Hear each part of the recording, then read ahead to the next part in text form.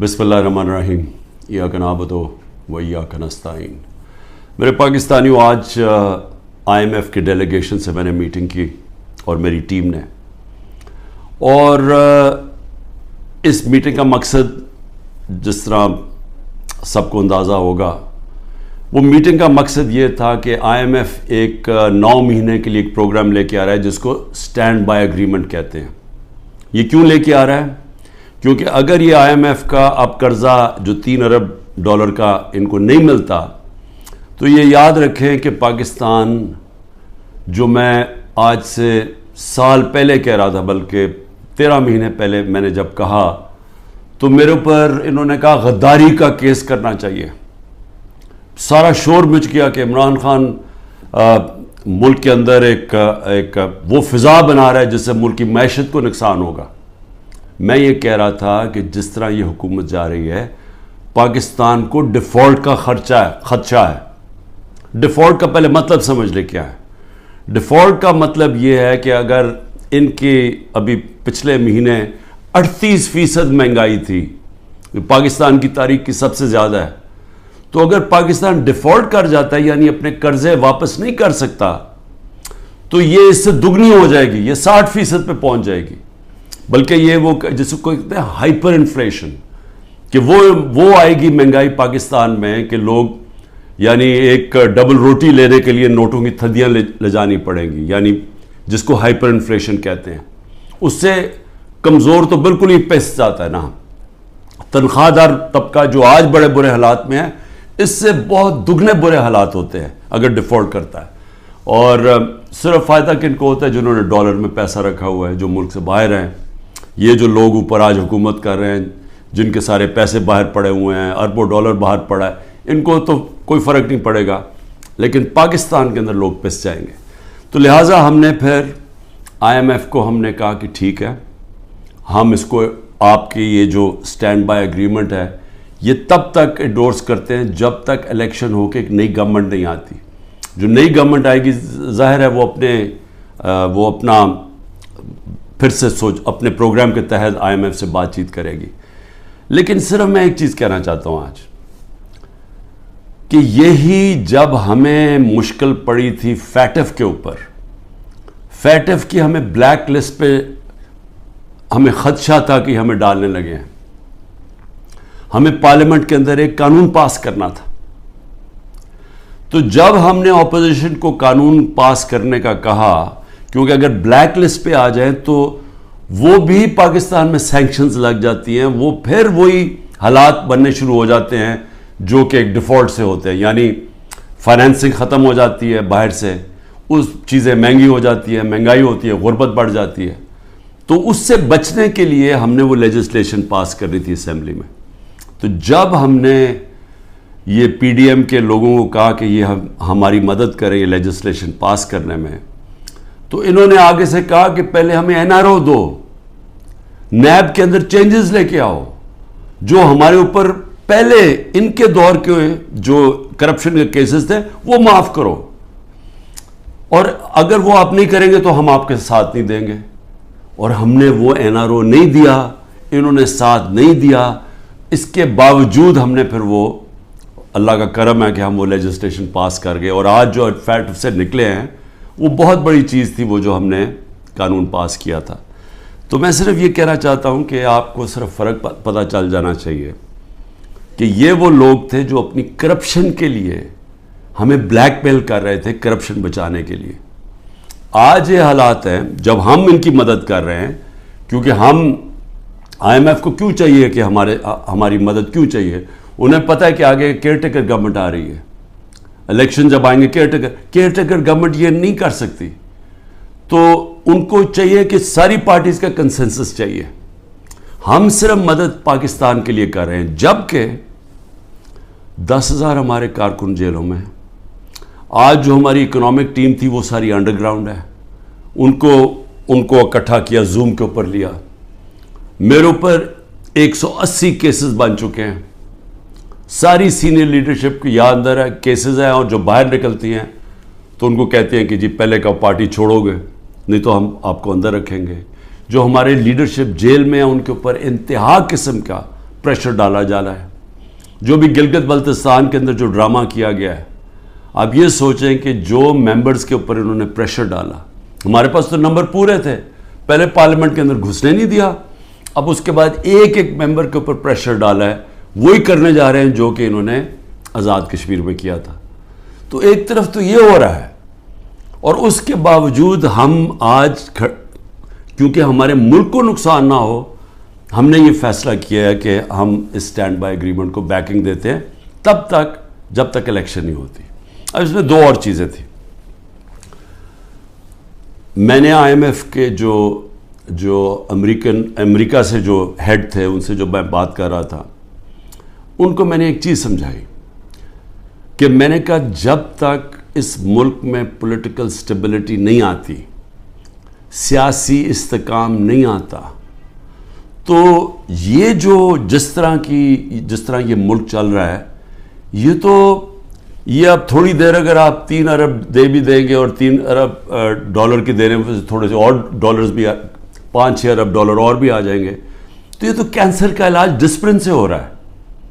جو کینسر ہے وہ پھیلتی جا رہی ہے, اور کینسر کیا ہے کہ ملک میں سیاسی استحکام ہی نہیں ہے. اور وہ کیوں نہیں ہے؟ کیونکہ یہ سب پارٹیز نے مل کے اور ساتھ اسٹیبلشمنٹ, کیونکہ تحریک انصاف اقتدار میں نہ آئے, الیکشن تب کروائیں گے جب یہ سمجھتے ہیں کہ پارٹی تحریک انصاف الیکشن نہیں لڑ سکے گی. جب ان کو اوپر اتنا دباؤ ڈالیں گے, اس کو اس طرح کرش کریں گے کہ جب وہ بالکل الیکشن نہیں لڑ سکے گی تب الیکشن کروائیں گے. میں آج اپنی قوم کے سامنے کہنا چاہتا ہوں کہ یہ جب سے رجیم چینج ہوا ہے, جب سے ہماری گورنمنٹ گرائی ہے, تب سے کوشش کر رہے ہیں پارٹی کو ختم کرنے کی. اور کوئی ان کو جو سب اوپر پاور میں بیٹھ کے تحریک انصاف کو ختم کرنے کی کوشش کر رہے ہیں, ان کو کوئی ملک کی فکر نہیں ہے. انہوں نے جو پاکستان کی معیشت سے کیا, میں آپ کو پھر کہتا ہوں دشمن بھی نہ کریں. میڈیا کنٹرول کر لیا ہے, ایک کنٹرول میڈیا ایک بات کرتا جا رہا ہے کہ جو یہ تو پیچھے سے یہ تحریک انصاف کی وجہ سے ساری مشکلات آئی ہیں. پھر سے میں کہتا ہوں کہ ہر سال شائع ہوتا ہے اکنامک سروے آف پاکستان. ذرا اکنامک سروے آف پاکستان میں دیکھ تو لیں کہ بینکرپٹ گورنمنٹ 2018 میں ملی, اور کرونا کے باوجود کیسے اس 6% پاکستان کی معیشت آگے بڑھ رہی تھی, گروتھ ریٹ تھی. 2 آخری سالوں میں جو ایوریج تھی وہ 6% تھی. تو کتنی دفعہ پاکستان کی معیشت اتنی تیزی سے اوپر گئی ہے. انڈسٹری بڑھ رہی تھی, دولت میں اضافہ تھا, پر کیپٹا انکم بن رہی تھی, ٹیکس بڑھ رہے تھے, ایکسپورٹس بڑھ رہی تھیں, ریمیٹنسز بڑھ رہی تھیں. تو جب ایک ملک ترقی کر رہا تھا, اس گورنمنٹ کو گرا کے جس کو لے کے آئے ہیں, انہوں نے کیا ہے؟ انہوں نے ان کی جو پالیسیز تھیں, اور یہ ہمیشہ یہ ملک بینکرپٹ چھوڑ کے گئے ہیں. 99 میں بھی جب یہ نون لیگ گئی ملک بینکرپٹ تھا, 2018 میں بھی بینکرپٹ کر کے گئے, اور پھر آتے ساتھ ہی ایک اکانومی جو چل رہی تھی اس کو بینکرپٹ کر دیا. انہوں نے کیا؟ انہوں نے پہلے بھی جب ایکسچینج ریٹ کو زبردستی روک دیا جب 2018 میں, تو ایکسپورٹس گر گئیں. انہوں نے روپے کو جب اوپر رکھا جو اس کی مارکیٹ ویلیو نہیں تھی, تو اسے ہوا کیا؟ امپورٹ سستی ہو گئی, ایکسپورٹس مہنگی ہو گئی, ایکسپورٹس گر گئی. جب ایکسپورٹس گریں ڈالر کی جب 3 گنا زیادہ جب امپورٹس ہو جائیں ایکسپورٹس کی, تو وہ ملک کیسے آگے ترقی کر سکتا ہے؟ تو تب بھی انہوں نے یہی کیا. اس بار آتے ساتھ ہی انہوں نے یہ نون لیگ نے پھر وہ کیا, روک دیا اس کو روپے کو گرنے سے. لیکن مصنوعی طور پہ جب آپ روکتے ہیں, اس کا کیا ہوا کہ ریمیٹنسز گرنی شروع ہو گئی, ایکسپورٹس گرنی شروع ہو گئی. پھر را مٹیریلز جو امپورٹ کرتے ہیں ہم انڈسٹری کے لیے, اس کو بند کر دیا. انڈسٹری نیچے جانی شروع ہو گئی, ٹیکس کلیکشن نیچے جانی شروع ہو گئی. 3 ارب ڈالر کا ہمیں مل رہا ہے اس وقت آئی ایم ایف سے اسٹینڈ بائی ایگریمنٹ پہ جو پیسہ آئے گا. 7 ارب ڈالر صرف 1 سال میں پاکستان کو نقصان ہوا ہے ایکسپورٹس کی کمی میں اور ریمیٹنسز کی کمی میں. ریمیٹنسز کی کمی میں کیوں ہوا؟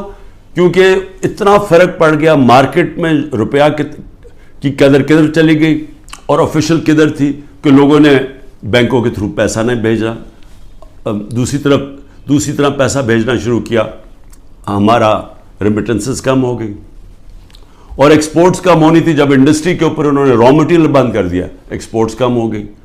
تو $7 ارب کا ایک سال میں کمی آئی ان کے دور میں، جبکہ $3 ارب کا ہم اب قرضہ لے رہے ہیں.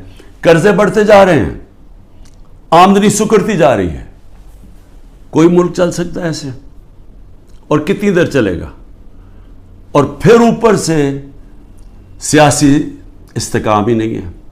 لوگ ملک چھوڑ کے جا رہے ہیں، ملک سے ڈالرز باہر جا رہے ہیں.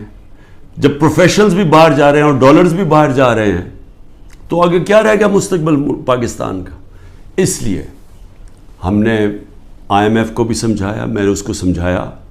میں نے کہا دیکھو، جب تک فری اینڈ فیئر الیکشنز نہیں ہوں گے یہ ملک اب یہاں سیاسی استحکام نہیں آئے گا اور اکانومی ٹھیک نہیں ہونے لگی.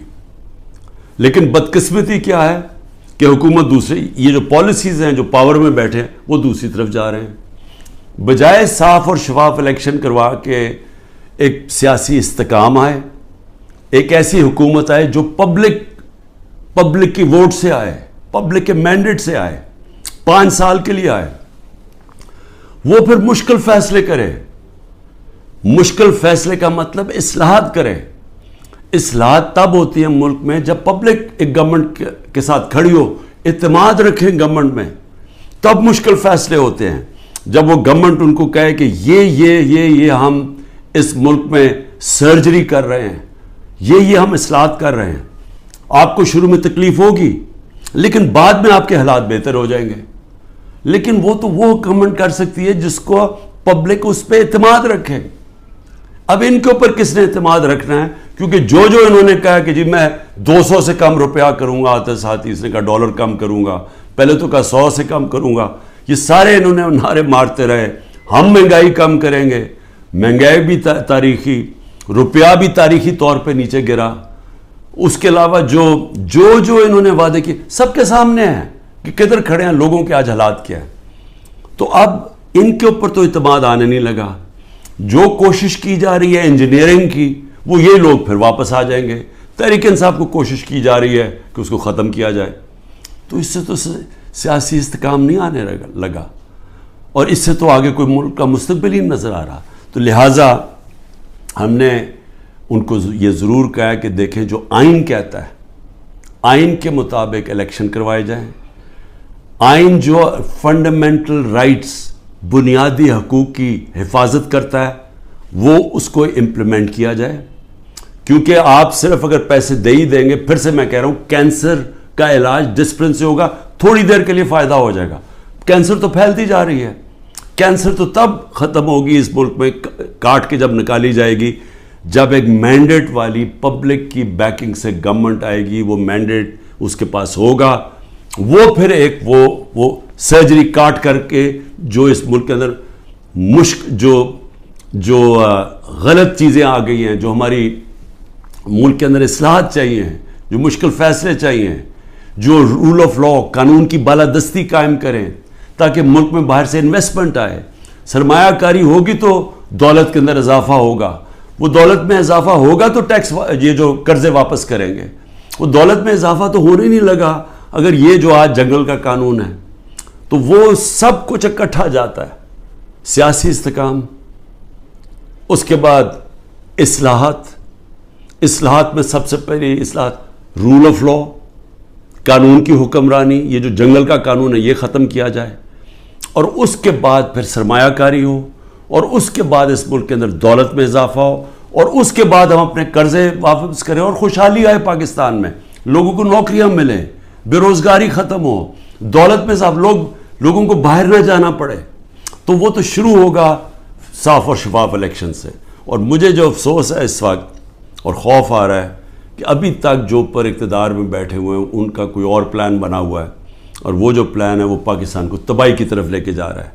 آخر میں ہم نے IMF کو یہ بھی کہا کہ اس وقت ہمارا جو کمزور طبقہ ہے شدید مشکلات میں ہے، اور اس وقت یہ جو پروگرام آپ دیں اس کے اندر ان کا خاص دھیان رکھا جائے. صحت کارڈ کو کئی کی جگہ ختم کیا جا رہا ہے. یہ ایک اتنی بڑی نعمت ہے غریب لوگوں کے لیے, مڈل کلاسز کے لیے, سفید پوش کے لیے, کہ اتنی مہنگائی کے اندر کم از کم ان کا علاج وہ جائیں تو کم از کم وہ جو ہمارا صحت کارڈ کہ 10 لاکھ روپے تک ان کو کسی بھی ہسپتال میں علاج ملنا چاہیے, اس کو رول بیک کیا جا رہا ہے.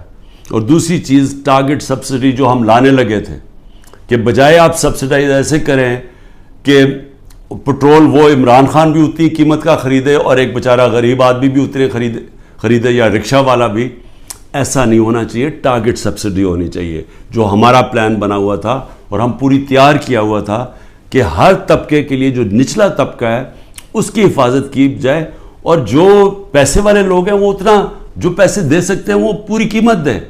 لیکن اگر آپ کم قیمت کریں گے تو سب کے لیے وہ قیمت نہ ہو. نچلے طبقے کو سستی دیں اور جو پیسے دے سکتے ہیں وہ پوری قیمت دیں, جو ساری دنیا میں ہوتا ہے. یہ پلان بھی بڑا ضروری ہے نچلے طبقے کو موجودہ مہنگائی سے ان کی حفاظت کرنے کے لیے. یہ بھی ہم نے اپنی بات کی ہے, ہوتا یا نہیں میں نہیں جانتا.